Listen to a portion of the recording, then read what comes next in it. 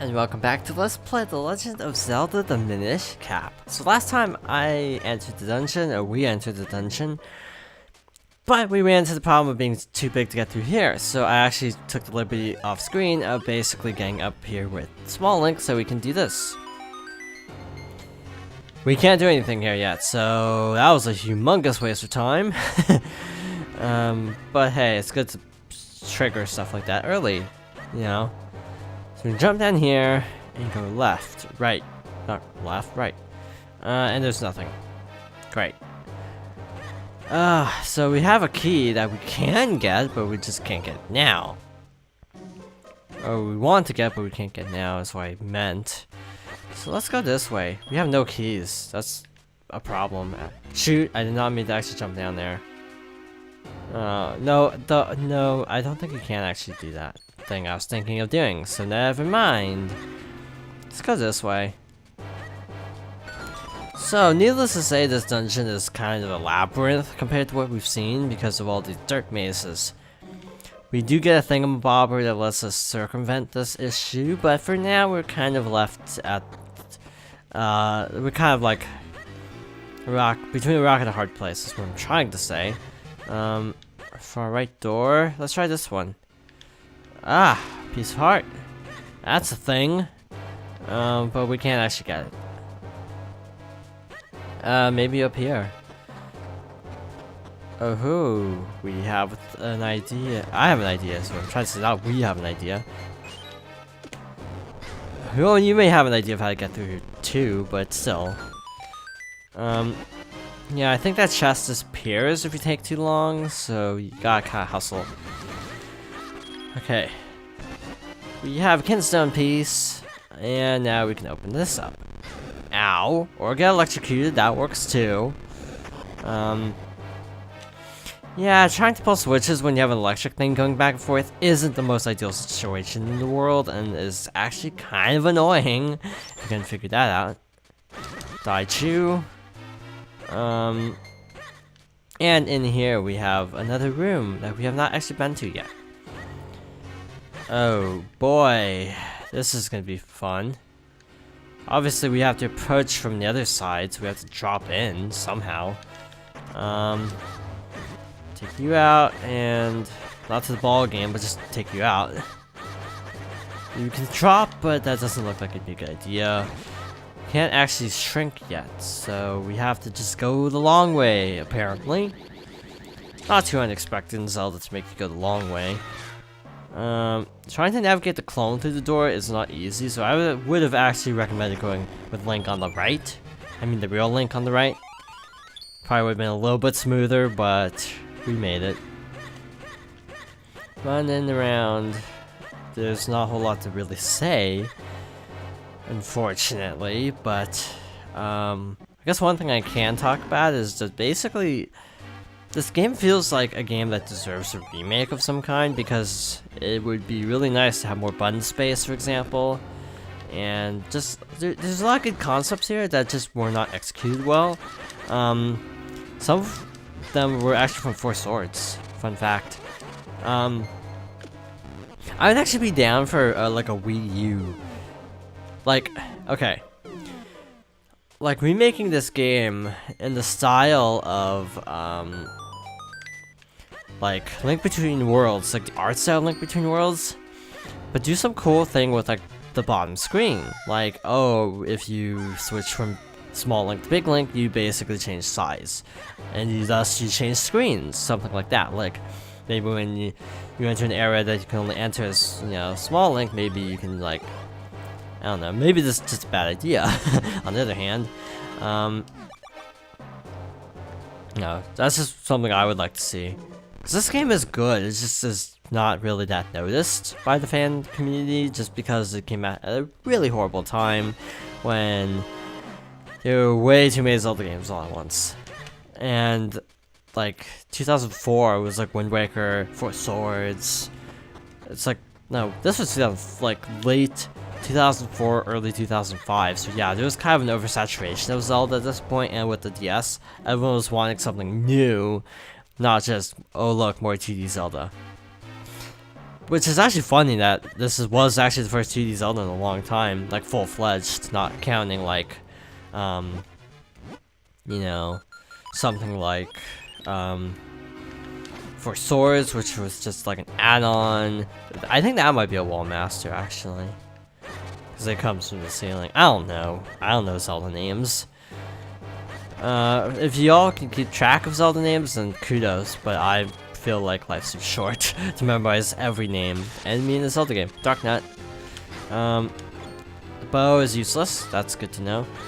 We probably might go shield for this one. Pegasus boots, one or the other. You just have to find his hitbox, basically. Like, there's a weak point near his side, so you just kind of need to find it.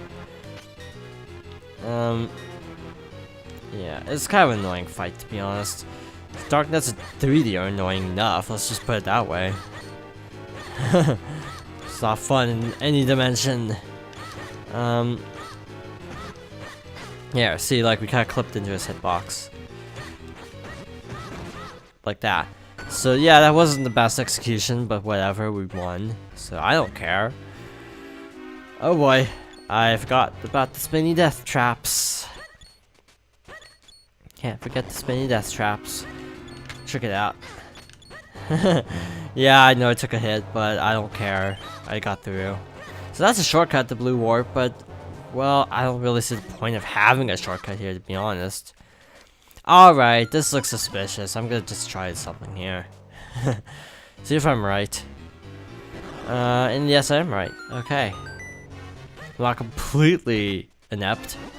We got the mole mitts, which is a very cool item. This actually opens up a lot of stuff in the overworld, so yes, we're gonna have a lot of backtracking to do in the next few episodes. After we finish the dungeon, so yay, more side quests. So it cannot be used as an attacking item, sadly. But it's actually a pretty good item on the whole. It's a very cool concept for a Zelda weapon-ish. Not really weapon, it's kind of more of an item. But I like it. I think there is some form of digging in Skyward Sword, I can't remember. I need the LP Skyward Sword, but again, I don't want to break everything in my room, to put it bluntly, because motion controls are very heavy in that game, so I would probably break everything. And I forgot to do the thing. So that was kind of a waste of time. So to get over there, we have to use the shrinker in this room, actually. This is probably the longest dungeon so far, easily. It'll probably be another, like, video or two to get through, just because there's so much to do here. Okay. We were kind of on track now, I think. So, because I didn't show it before, basically what you do is just run between the spikes, kind of hug the wall so you can go in straight away. Now we can get the key inside here. What are those? Oh, we have to be careful here actually, or else we might get electrocuted. Careful execution of this. I'm just gonna check all the other non-electrified holes, just to make sure there isn't anything important like kitten stones. There isn't, so that's good. Let's check the map real fast. Okay, so we have most of this floor cleared. I did not mean to hit R again. At least I meant to roll. Roll. Okay, what do we do here? So those guys are gonna be jerks, but we can now. I think we have to fight them. Oh, hey, good pattern. For once in my life.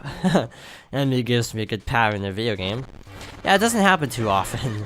I usually get the worst possible pattern. Like, remember Wind Waker had that long that one boss took? How long, oh, what's the bird? Oh, shoot. Hummerock. Remember how long Hummerock took? Because he just kept doing this weird circly pattern and wouldn't actually fight me? Yeah, that's kind of how my luck typically goes in games. But I got a good pattern, I think, on one of the bosses in Wind Waker. I think it was like... there's one boss in Wind Waker where I got like a really good pattern for. I was like, how is this happening? My luck is normally not this good. Can't complain, because good luck is always good luck. Good luck is good luck. The chest is on the right side, I think, so we have to drop here. Yep. Yeah, don't drop left. That's not good. It's no good, to quote Sonic. Though why would you want to quote Sonic in this situation? We're playing a Zelda game. And there's a chest down there, let's go get it. Because why the heck not? Besides, it's probably rupees.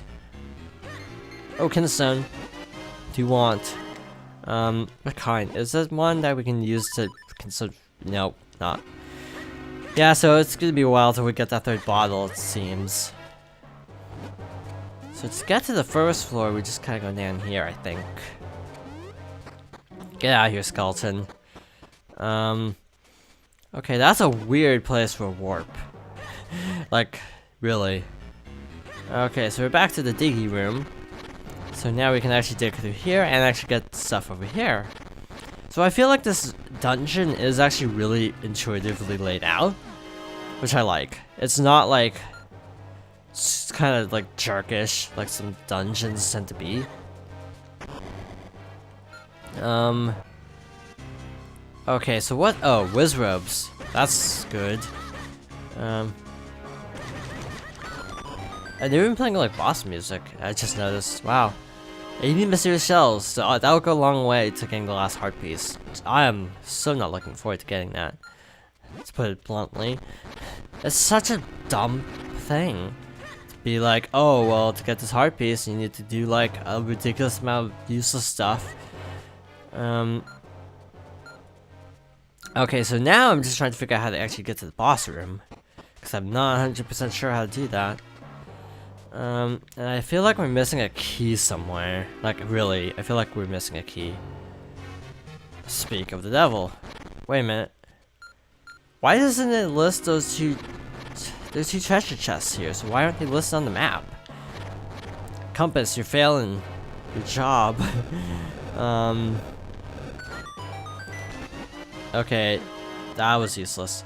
So up here we have more treasure chests. That's like, it's so weird that there's so many treasure chests here, and yet like, I don't know, it's just bizarre that they're not listed on the map because we have the compass and everything. I guess that means they're not important, so that's one consolation.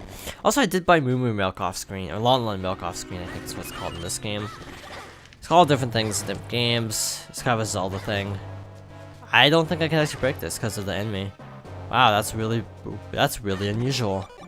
Kind of stupid, actually. That you can't break it because the sword will always hit the electrified guy. Oh well. So this one, I think we need to use a lot of different items. So this is gonna be interesting. So remember that ugly dude in the other game? Well, he's kind of back in his new form. I don't remember what that guy's name is, so that's why I just said the ugly dude. I hope you know what I'm talking about. The hand boss. That guy. Do I have to shoot it again? Oh, I do. Oh, wait, we actually do need the sword here. So I guess switch later. So I guess break the hands, and... why is this one flashing on the side? Oh. So take out the hands, and thus he deactivates. So now we have to quickly rush in and go inside his mouth. He looks so much like the guy in the other game. So what item do we need here? We need the mole mitts again. What's this? Oh, just hit this. That's easy enough. Can do. Oh wow, we're getting kicked out. And now, before we die, we need to switch back to regular form. And we rinse and repeat. So, I don't know how many times you have to do this, actually. I don't remember. It's been too long. Worth taking a hit, if you ask me. Just hit the hand, Link. It's not rocket science. And now, you can actually switch really fast like that, if you want good execution. So this is where the fun begins, because you can't see which one you have to actually destroy. So that's kind of the gimmick. You can't see what you're targeting. I think you are timed, so you also have to hurry, which is not the easiest thing to do when you're having to dig through stuff like that. Okay, these hands are just being jerks now because they're kind of out of sync with my movements. And that should take care of him. Oh, laser. Shrink laser? Really? I did not know they had shrink lasers in Hyrule. This is also one of those things where it feels like Skyward Sword and that it's like strangely high-tech. So I do definitely feel like this is... It makes sense that this game is chronologically after Skyward Sword because you do have this weird blending of technology. So yeah, I do feel like that element fits rather nicely. Just gotta find the right one. And hurry. There we go. I don't think this is the last phase. I can't. Oh, it is. Well, that was easy. Get out of there, Link. And that his other. He doesn't like shoot arrows off his nose. That's one consolation compared to the previous game. Got a heart container. Our health is increased, and we're up to the double row now. And up here is a thing. We are the tribe of winds. Long have we lived with the winds. We have mastered them. Now we join them. Together with the great winds at our backs, we head for the skies. Those who come seeking our power must play the notes Zephyr teaches. May they lead you onward to the power that you seek.